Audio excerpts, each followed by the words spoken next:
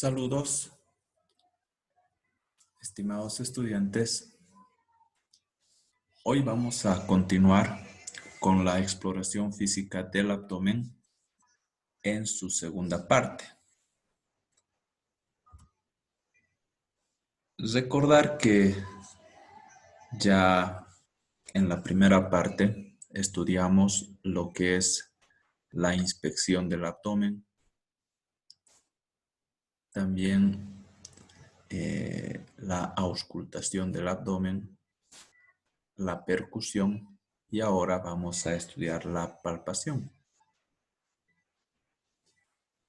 Dentro de la palpación del abdomen, esta se puede realizar de manera digital, monomanual o bimanual. Cuando realizamos una palpación digital, esta nos sirve para investigar, por ejemplo, el signo de Godet o signo de la fobia, que se puede presentar en pacientes con anasarca, es decir, con un edema en la pared abdominal, un edema generalizado. También podemos realizar la palpación digital para percibir empastamientos en el abdomen, generalmente en fosa ilíaca izquierda cuando se palpa fecalomas. También nos sirve la palpación digital para poder descubrir orificios y trayectos herniarios. Vamos a realizar palpación digital también cuando vayamos a examinar los puntos dolorosos abdominales. La palpación monomanual o bimanual se va a emplear para las maniobras restantes.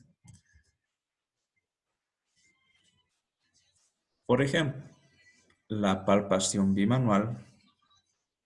En la palpación bimanual vamos a tener diferentes maniobras, en la cual básicamente consiste en que una de las manos es activa y la otra se va a ubicar a poco distancia de esta y va a cumplir las funciones de relajación de la pared, haciendo presión con los dedos flexionados. Esto, por ejemplo, en la maniobra de Galambos. O cuando esta presión se va a realizar con el talón de la mano, vamos a estar hablando de la maniobra de Obraztsov. La maniobra de Galambos. Generalmente se utiliza la mano izquierda con los dedos en garra, los cuales van a presionar y atraer desde aproximadamente 10 centímetros la pared abdominal. La maniobra de Galambos va a ser útil para relajar la pared en cualquier sector del abdomen. La maniobra de Obraztsov consiste en que la eminencia tenar de la mano izquierda, es decir, el talón de la mano, va a deprimir la pared inmediatamente hacia abajo y a la derecha para relajar la pared de la fosa ilíaca derecha. En esta maniobra, la mano derecha es la que va a realizar la palpación del ciego.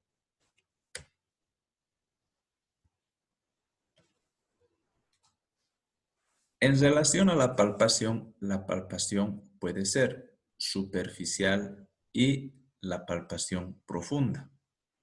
Ambas persiguen distintos objetivos. En la palpación superficial, básicamente, vamos a perseguir el objetivo de palpar la pared abdominal. En la palpación profunda, vamos a perseguir el objetivo de palpar ya el contenido del abdomen.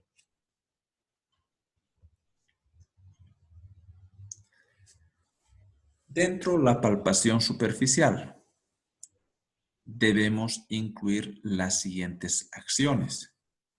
Primero, la maniobra de la mano de escultor de Merlo, la maniobra de esfuerzo, la tensión abdominal, el bazuqueo gástrico, el dolor con la descompresión y finalmente palpar hernias o eventaciones. La maniobra de la mano de escultor de Merlo. Con esta maniobra se da inicio a la palpación abdominal. Esta maniobra permite la relajación de la pared del abdomen. Se realiza pasando la mano derecha en forma plana sobre toda la superficie abdominal. Esta maniobra nos va a posibilitar detectar abovedamientos, como ser lipomas, abscesos, hernias, eventaciones, hematomas. También nos permite detectar el trofismo de la pared, la sensibilidad y también la temperatura. La maniobra de esfuerzo. Esta maniobra se realiza para realizar o para hacer un diagnóstico diferencial de una tumoración ya encontrada en la palpación. Este diagnóstico diferencial de esta tumoración viene a ser respecto a su localización, ya sea parietal o intraabdominal. La maniobra de esfuerzo consiste en que el paciente debe levantar la cabeza o puede también levantar las piernas para contraer los músculos rectos anteriores.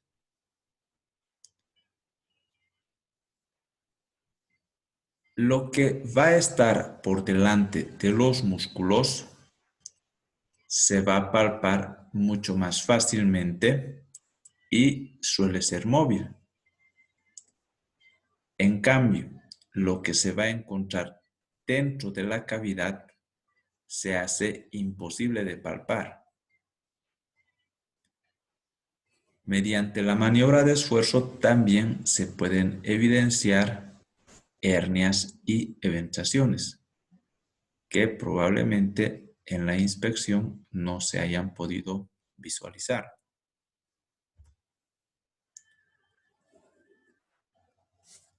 La tensión abdominal. Para hacer una evaluación de la tensión abdominal, se debe colocar la mano derecha de plano sobre el abdomen, paralela a la línea media, con los dedos orientados hacia la cabeza del paciente.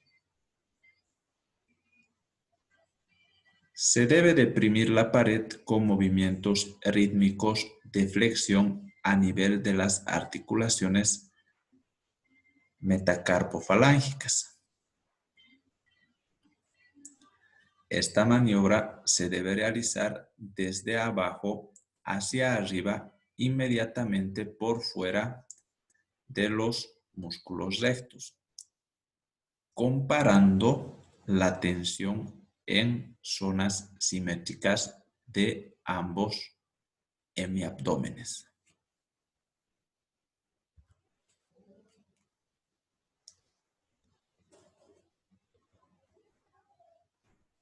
La tensión normal suele ser levemente mayor en el lado derecho que en el izquierdo y en la parte superior que en la inferior.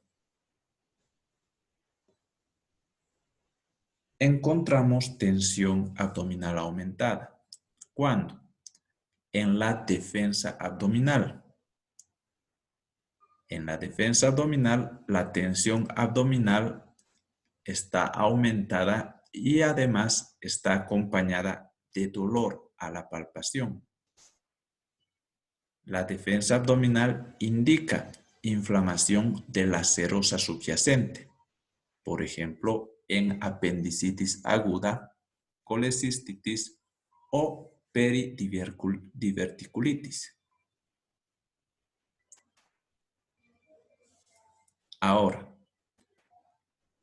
el dolor con la descompresión brusca de la pared que experimenta el paciente nos va a indicar peritonitis. Este dolor a la descompresión brusca, cuando es localizado,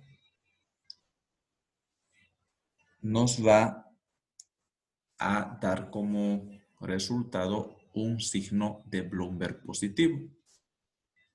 Y cuando esta descompresión brusca de la pared ya es generalizada, es decir, en cualquier sector del abdomen, este signo se va a conocer como signo de Genau-Temosi. Ambos signos nos indican peritonitis.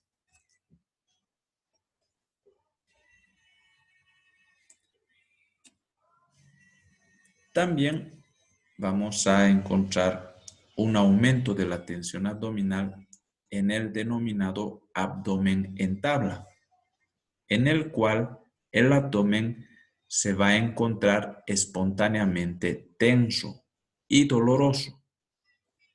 El abdomen en tabla se va a presentar en pacientes con perforación de víscera hueca.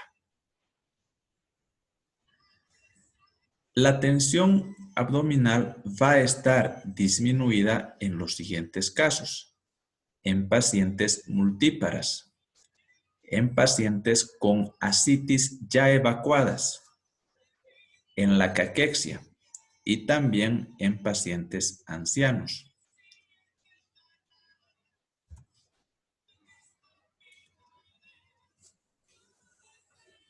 Debemos distinguir también de la exploración de la tensión abdominal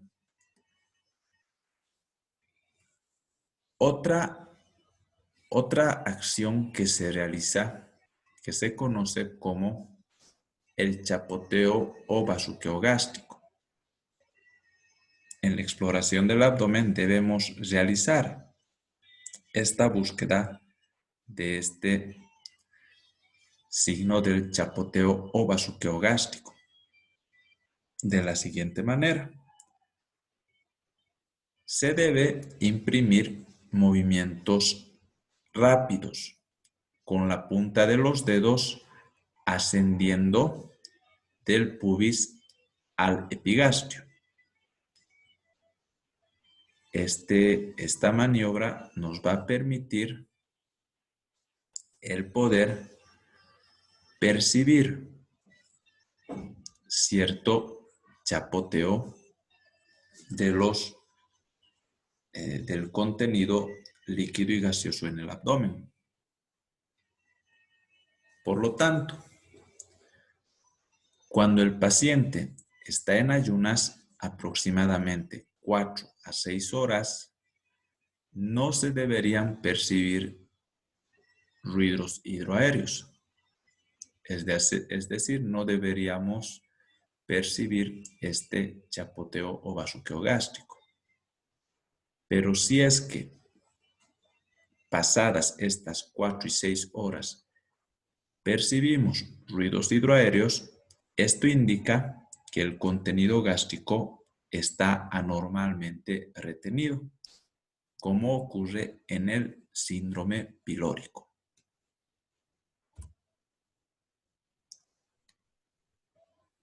Debemos también, en la exploración del abdomen, en la palpación, palpar los puntos dolorosos abdominales, que son todos estos.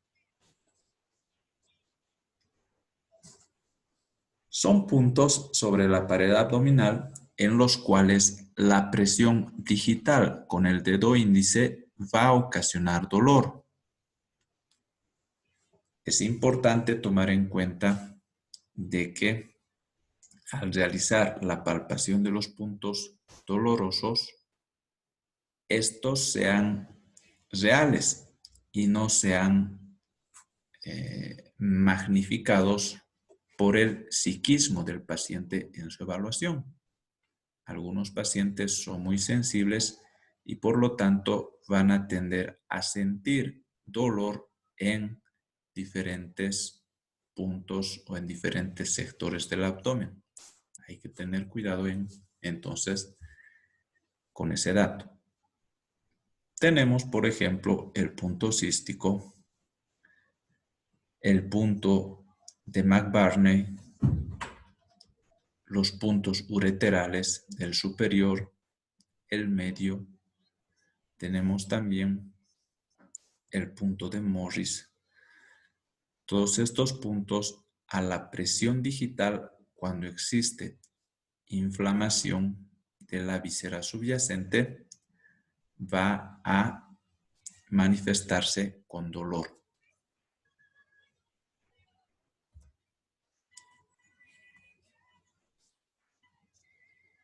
Por ejemplo, los puntos dolorosos abdominales van a evidenciar siempre irritación del peritoneo visceral, de una víscera comprometida por un proceso inflamatorio, y pueden representar el estadio inicial de un cuadro peritonítico que puede evolucionar a peritonitis localizada en primera instancia, en la cual vamos a tener un signo de Bloomberg positivo, y después va a evolucionar a una peritonitis generalizada, en la cual vamos a tener positivo el signo de Genau-Temusi.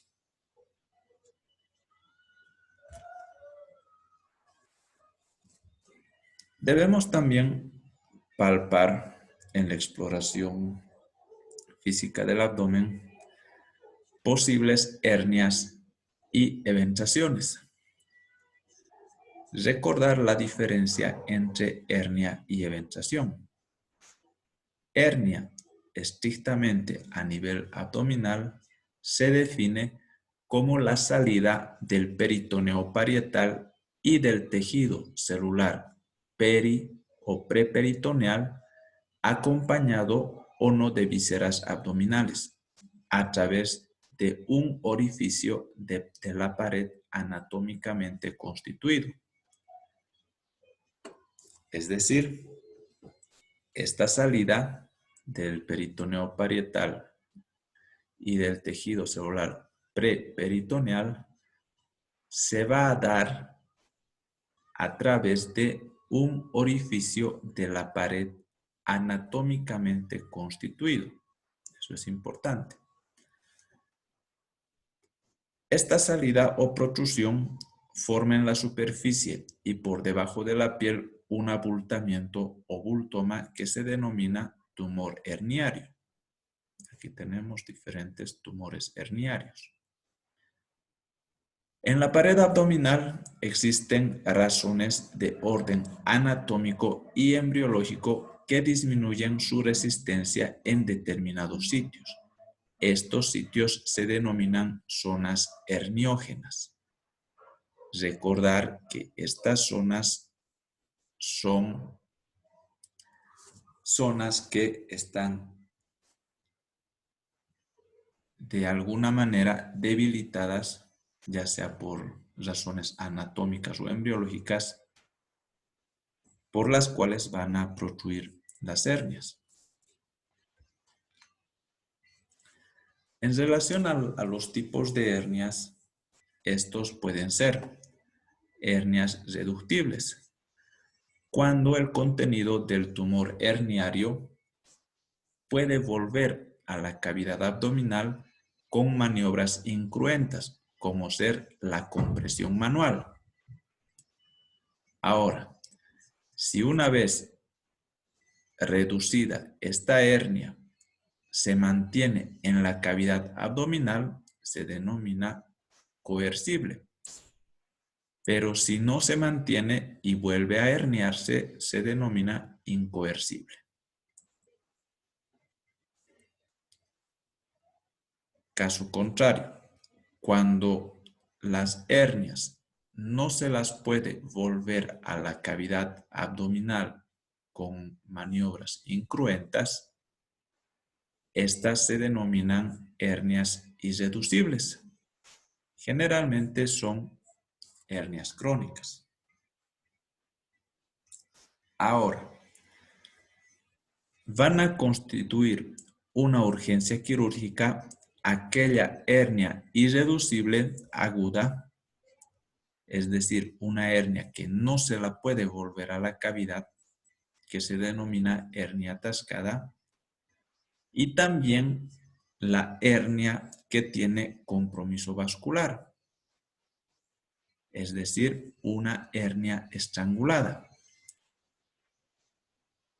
Estas constituyen una urgencia quirúrgica y se van a reconocer por expresar dolor abdominal y obstrucción intestinal que va a evolucionar a peritonitis en caso de no ser atendidos de manera urgente.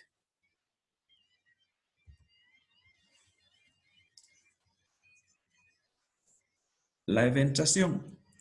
La eventración es la salida de elementos intraabdominales al igual que la hernia, pero estas van a salir por un orificio de la pared patológicamente constituido, a diferencia de las hernias, que estas protruyan a través de la pared anatómicamente constituido.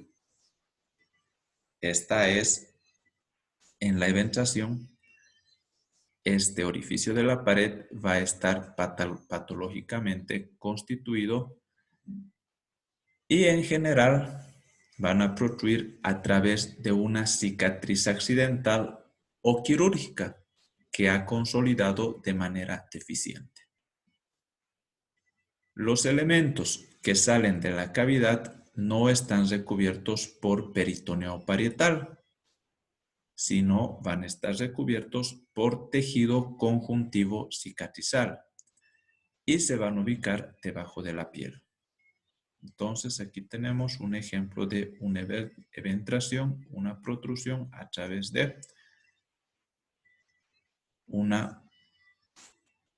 orificio de la pared patológicamente constituido, en este caso a través de una cicatriz quirúrgica. La palpación profunda. Después de haber detallado la palpación superficial, ahora vamos a referirnos a la palpación profunda, la cual tiene por objeto el reconocer las vísceras huecas. Bueno, reconocer las vísceras, ya sean huecas, como ser el ciego, el colon ascendente y sigmoide, o vísceras sólidas, como ser el hígado, vaso y riñón. Dentro de la palpación profunda también vamos a incluir la palpación del latido aórtico.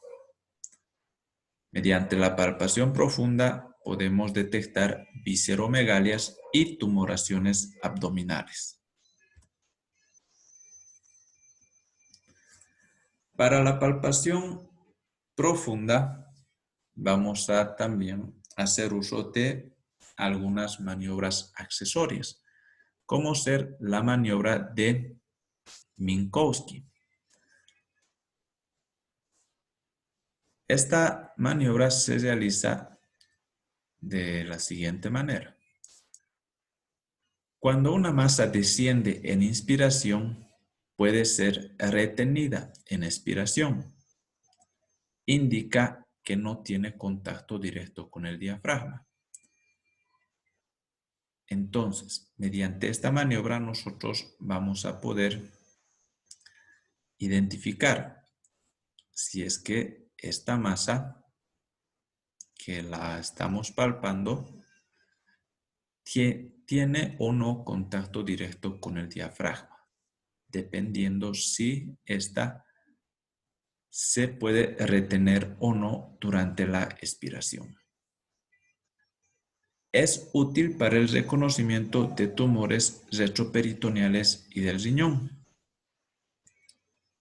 Otra maniobra, la maniobra de Giudice-San Martino. Esta maniobra se va a ayudar mediante el tacto rectal, el cual va a producir relajación de la pared abdominal.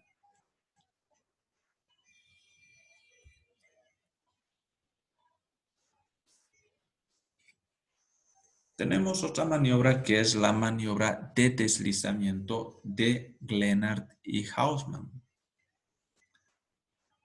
Esta maniobra puede realizarse de manera monomanual o bimanual y consiste en colocar una o ambas manos en forma perpendicular al eje mayor del órgano y deslizarlas sobre este tratando de identificar sus contornos. Ahora, en el caso de la maniobra bimanual,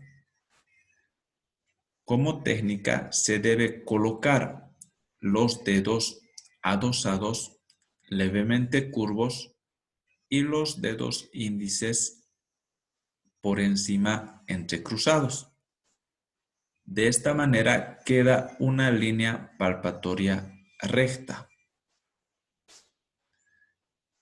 Ahora, si hay resistencia, pueden colocarse las manos superpuestas y va a palpar la que queda debajo, mientras la superior va a ejercer presión.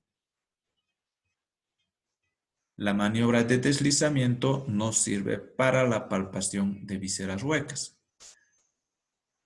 Una vez hayamos palpado una víscera hueca, nosotros debemos buscar si es que esta es móvil o no, su consistencia, su diámetro y también si existe dolor o no a la palpación.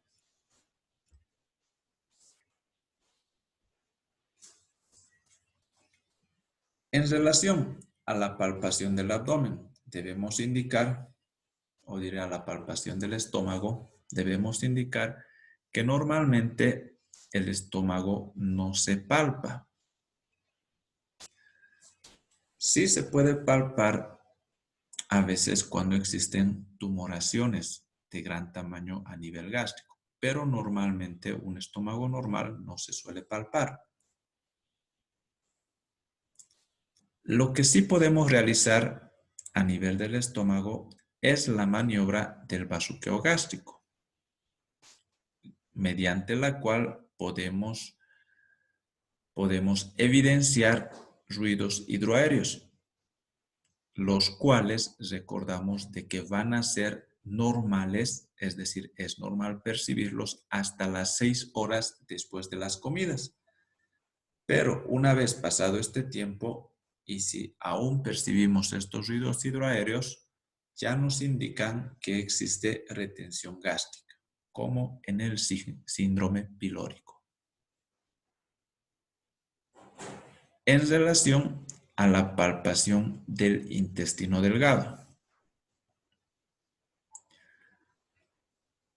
La palpación del intestino delgado nos va a ser útil para confirmar hallazgos, los hallazgos que hayamos encontrado en la inspección. En este caso, hallazgos en relación a hernias o eventaciones.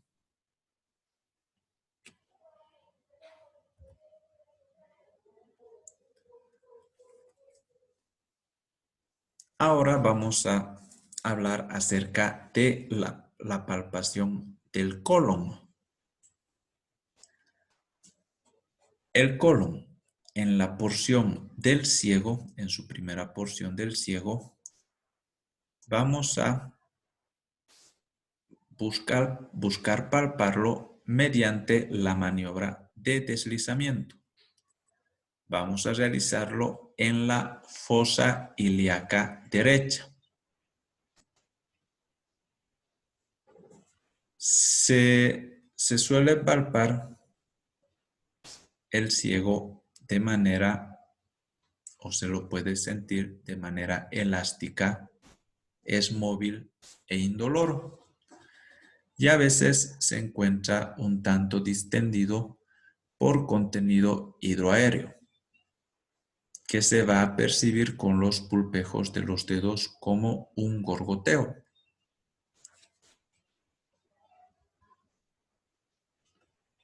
Ahora, en caso de dispepsia fermentativa crónica, a la palpación del ciego nosotros vamos a percibir primero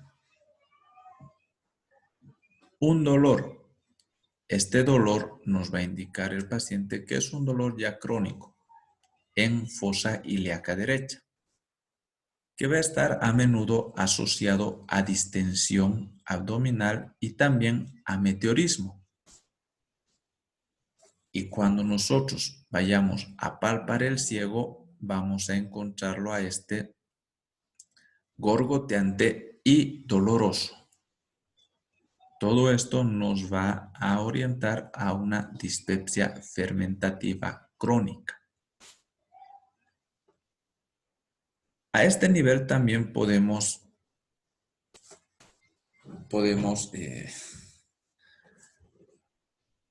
palpar una apendicitis aguda o una apendicitis.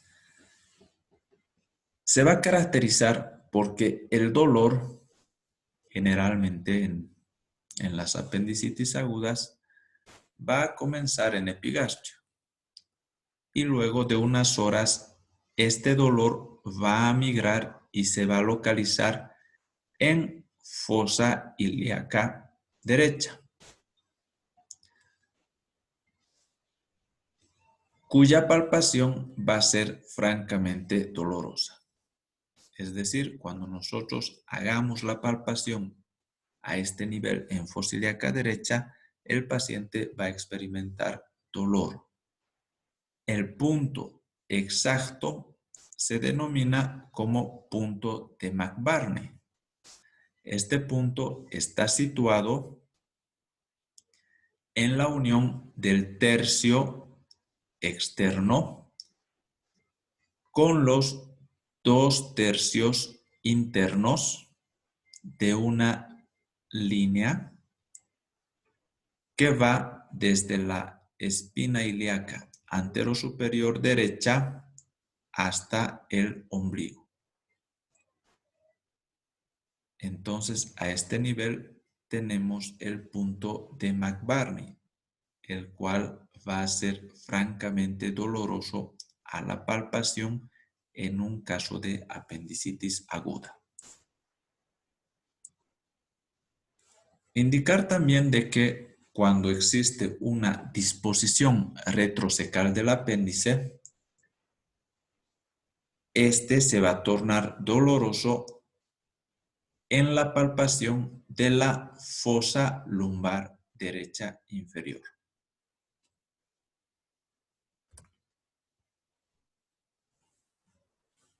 Ahora, cuando el apéndice se perfora o existe una perforación diverticular, se va a producir una peritonitis. Esta peritonitis va a ser generalizada y aguda. Y los hallazgos, en este caso, van a ser un dolor intenso en todo el abdomen. Vamos a encontrar también hilio paralítico, falta de movilidad respiratoria. Vamos a encontrar un abdomen en tabla y dolor generalizado a la descompresión, recordando el signo de Genau de Musi.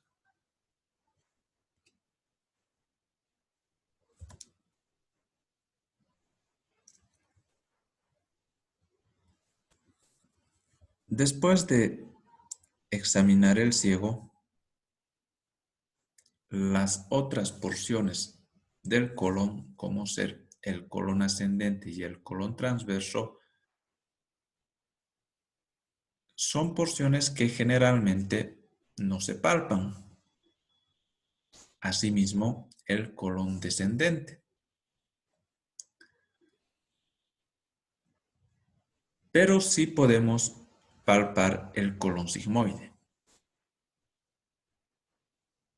en el cual las maniobras de deslizamiento se van a realizar del lado izquierdo del paciente.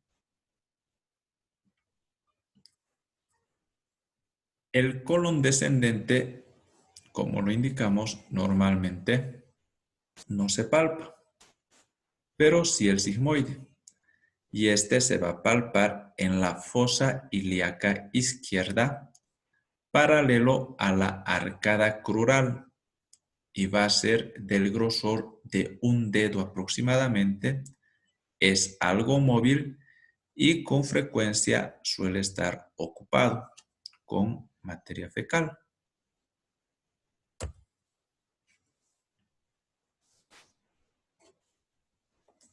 Ahora, en el síndrome de intestino irritable suele palparse el sigmoide de diámetro de un lápiz. Suele ser móvil y levemente doloroso, a lo que se denomina el signo de la cuerda cólica. En la sigmoiditis, ya sea con diverticulitis o sin ella, el colon sigmoide es espontáneamente doloroso y más aún a la palpación. En estos casos, el paciente es a menudo una mujer adulta y suele referir estreñimiento previo, dolor localizado en fosa ilíaca izquierda y también fiebre.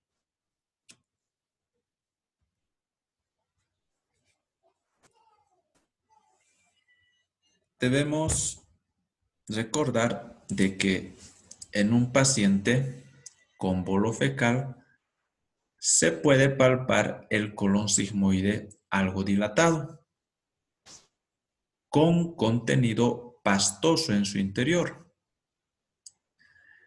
que nosotros cuando vayamos a comprimir con el dedo, este va a dejar una marca similar a la fobia del edema, es decir, al signo de Godet. En ocasiones, hasta es posible, mediante la palpación, sentir el despegamiento al retirar el dedo.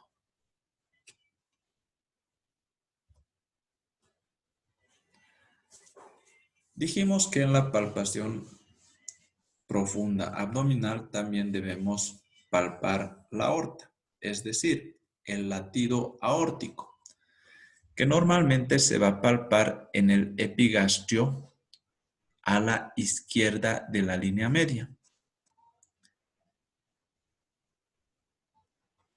Para esto se va a colocar la mano perpendicular al eje mayor del vaso.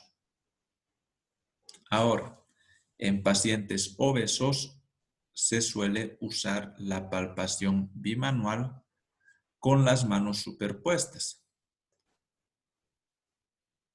en la cual la mano superior va a hacer presión sobre la mano inferior, que es la mano que va a palpar el latido. La palpación del latido aórtico tiene especial trascendencia en personas mayores,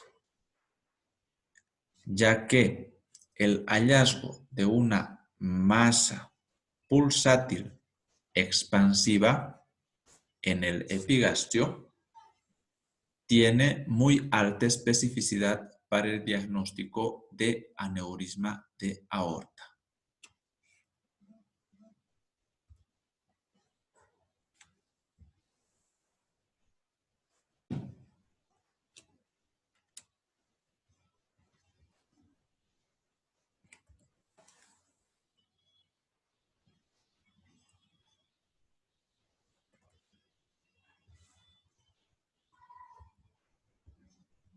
Finalmente,